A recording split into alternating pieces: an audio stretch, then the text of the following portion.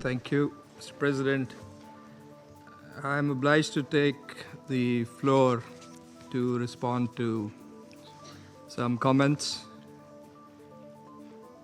The representative of Israel perhaps did not listen attentively to all council members and other speakers in today's debate. And in our view, it is unacceptable, indeed ludicrous, for an aggressor, an occupier, a serial violator of UN Charter and international law, that is Israel, to abuse this chamber and disrespect the sanctity of this council. And this is not the first time. And by pointing fingers on others, baseless assertions primarily aimed at masking its own illegal actions and violations of international law. President, but that's not at all surprising. It is an occupier that does not listen to anyone, that does not pay heed to any advice, even from its friends, if there are any left, that refutes, and not just refutes, it threatens members of the international community, international media, international human rights and humanitarian organizations, doesn't listen to the ICJ or the ICC, and threatens the UN and its senior officials. And it does that with impunity, shielded by its apologists who time and again acquiesce in its illegal actions and defiance of the international community. And like all occupiers, despite being the aggressor, it feigns and plays the victim. But today it is totally exposed.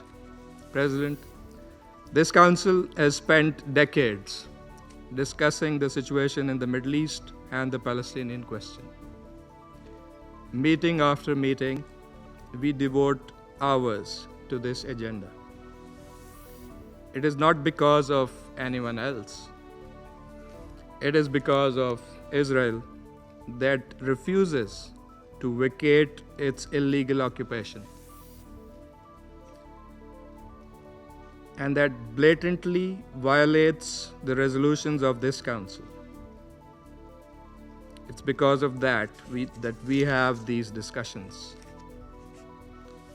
Israel also chose to refer to an unrelated incident and make misleading remarks regarding Pakistan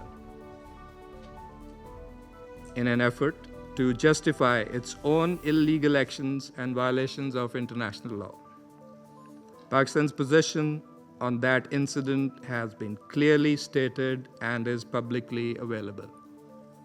The international community is well aware of Pakistan's frontline role and sacrifices in the international community's fight against terrorism. The entire world, including our partners, acknowledge that Al-Qaeda was largely decimated due to Pakistan's counterterrorism efforts.